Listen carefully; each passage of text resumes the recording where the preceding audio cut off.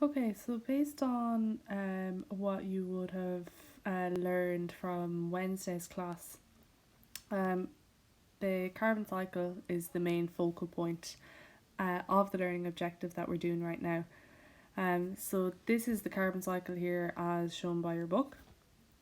Um, Now the thing about it is that carbon in the atmosphere is now at its highest point, and that's for a variety of reasons. It's due to extra combustion of fossil fuels, it's due to extra industry, it's due to, there's lots of factors that mean that there's more carbon in our atmosphere now than there ever was. So that can cause a problem because carbon dioxide actually insulates the earth and it helps to keep it helps to keep the heat in. So that's a problem that is associated with there being excess carbon in the atmosphere. It causes the planet to warm up. So you're probably aware that a garden greenhouse helps to trap some of the radiated energy from the sun.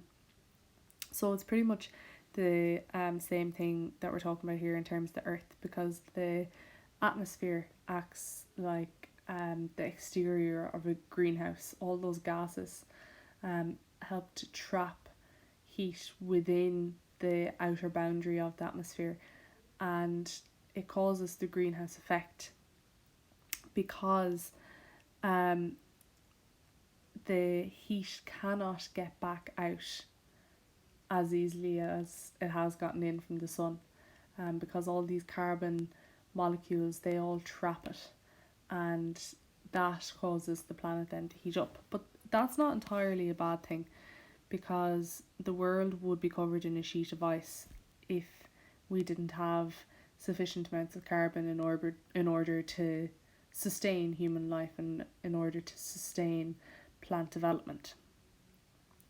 But over the past 200 years, the concentration of carbon dioxide has increased, and it's causing the average temperature of the world to increase as well. And the increase in world temperature is due to a rise in carbon dioxide concentrations. It's called the enhanced greenhouse effect. And the extra global warming caused by the enhanced greenhouse effect is called global warming. So we have a couple of main causes of global warming. Okay, so if I just revert here to the whiteboard, so our causes of global warming. So the number one cause is the burning of fossil fuels, and every kind of fossil fuel that we have, let's say coal, oil, gas, all of those have carbon stored within them, and when we burn those, we release the carbon into the atmosphere. So that's a very big cause. So burning of fossil fuels, because they are releasing all the carbon that is stored within them. A second cause of uh, global warming then is deforestation. So if we don't have enough plants, if we don't have enough trees, then there's a lot of carbon remaining in the atmosphere, because remember, plants and trees, especially green ones, they use carbon dioxide in photosynthesis in order to make their own food stores.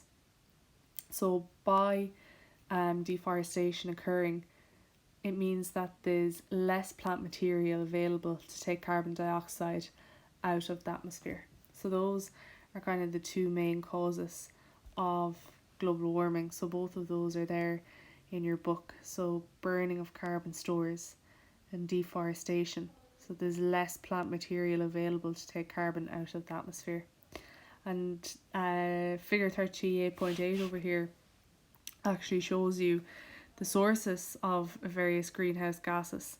So carbon dioxide is only one greenhouse gas, and agriculture does not contribute much carbon dioxide to the atmosphere, but it's a major source of methane, which arises from the rotting animal slurry and from the stomachs of cattle digesting grass. So you can see there all of the places in which carbon dioxide exists, and is produced by various industries. So agriculture, there is a big one, not essentially for carbon dioxide, but in terms of methane as well. Energy, transport, then you have industrial and commercial uses, residential, so that'd be like your open fire, your burning of oil and gas, uh, the use of energy, forming electricity, and then waste as well. So we have to look at, well, what's actually what's the problem with global warming? Like, why is it so bad? Well, there's two main reasons. Okay, so number one is your rise in your sea level. So the rise in the sea level is one massive thing that's a problem with global warming. And climate change is the second one. So we'll go through each of those. So your rise in your sea level, so the planet gets warmer, it's predicted that there will be a rise in sea level. So the reason why that's happening is kind of obvious. You know, there's glaciers which take up massive amounts of space, solid space, and when they melt, they have nowhere else to go apart from to make the sea even higher than it already is. So as a result, sea levels get higher, and when they get higher, then they begin to overcome the land. So we are losing a lot of land because of the rise in sea levels.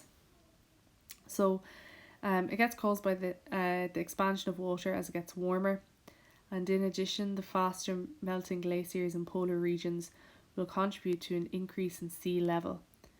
And it's predicted that sea levels could rise by 18 centimeters by the year 2030. So that's a big difference. And since many capital cities are located at the edge of the sea, so because a lot of them are port cities, this could adversely affect them. And low-lying countries such as the Netherlands and Bangladesh are especially vulnerable to this. And in the Netherlands, they have reclaimed some land from the sea on polders, so they're especially at risk if the sea level is rising. Climate change then. So it's predicted that as the climate or as the temperature of the planet increases, there will be more violent storms and they will become more frequent. And we can already see that happening in Ireland in terms of the storms and various storm names that are attributed to the weather over the past couple of months and the past couple of years. You know, the big one probably that we all remember from maybe 2 years ago is Storm Ophelia, and that's the first one that we kind of that was our first serious storm in a long time. But now they're a regular occurrence, and we've had 4, maybe 5 this year.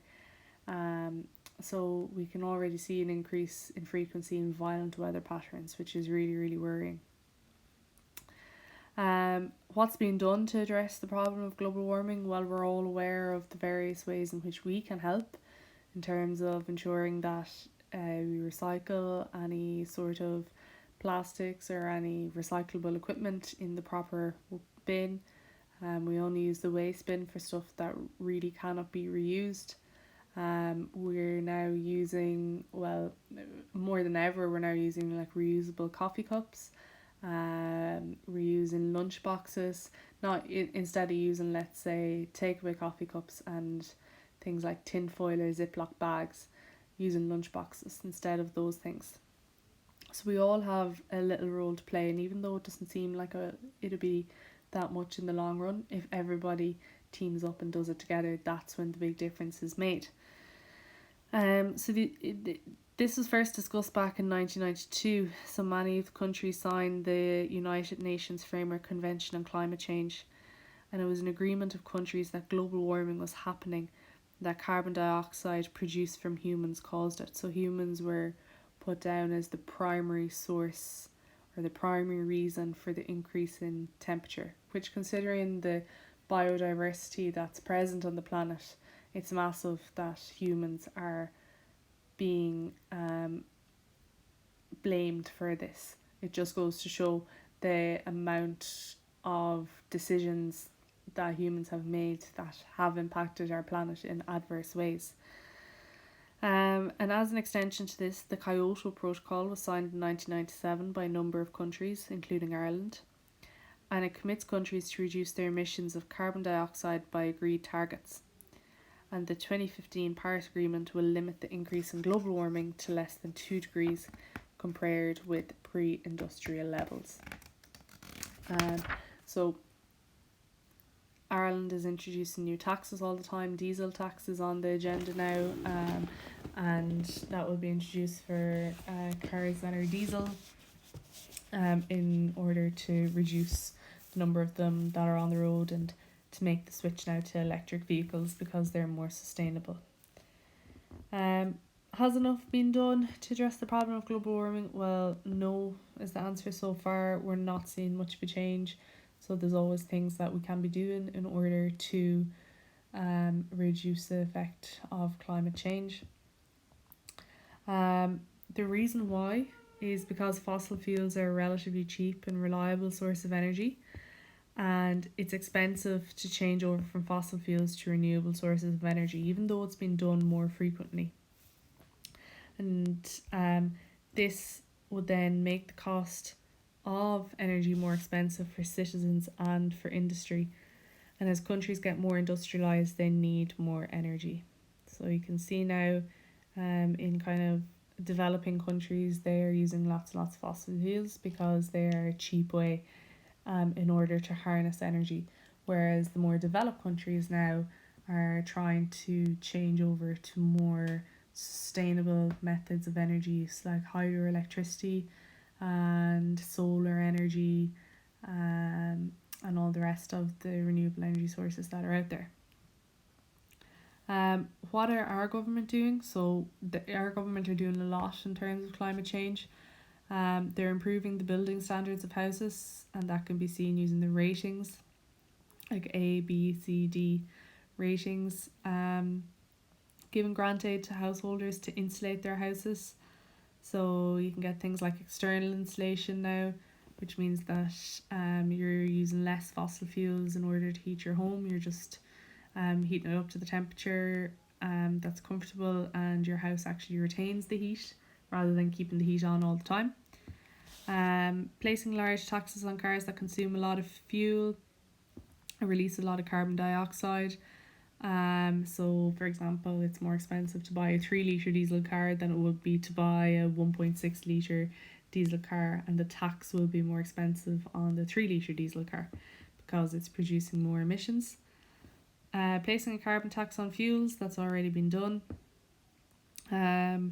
Introducing schemes that encourage private companies to build renewable sources of electricity, such as wind energy. Introducing the cycle to work scheme, so that's where grants are given for people to buy bikes, but again, it can only really be achieved in kind of more built up areas like Dublin, Galway, Cork, Limerick. It doesn't really work in terms of the rural side of things, where people need a car. They might be travelling maybe 30 kilometres to work a day. And giving subsidy to companies that provide public transport, or the general encouragement of public transport as well. What's worked to date? So the regulations, new building regulations, have reduced the amount of carbon dioxide that a house releases to keep warm. So there's also been a large uptake in the grant that insulates houses to reduce the amount of fossil fuels being burned. The taxing of cars based on the amount of carbon dioxide has resulted in people buying more efficient cars. And again, there's another kind of scrappage deal out there now, where you can trade in your old car and get so much off a new electric or hybrid car. That's another government scheme in order for people to make the switch from petrol and diesel cars over to electric or hybrid cars. Carbon taxes made fuels more expensive, encouraging people to use less energy, and that tax money is used to fund schemes that encourage green energy.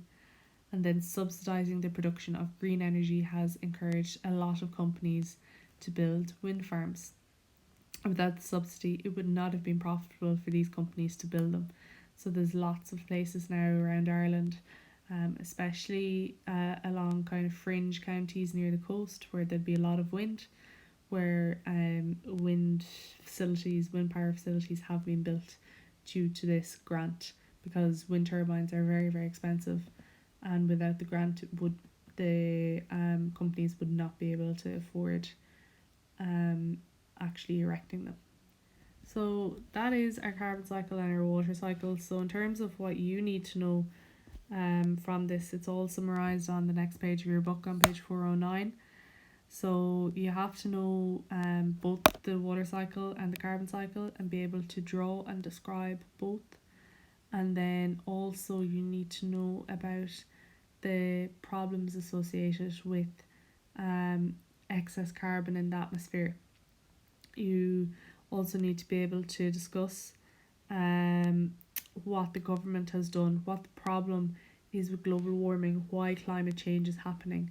These are all factors that are kind of a result of the carbon cycle and the natural cycle of carbon being disrupted by human activity. So you have to be able to talk through that and talk through the various government initiatives that have been done to reduce this. Now, there's a massive crossover here with geography, so you may have already done a little bit about this in geography, but that is our water cycle and our carbon cycle and the problems associated with the carbon cycle done.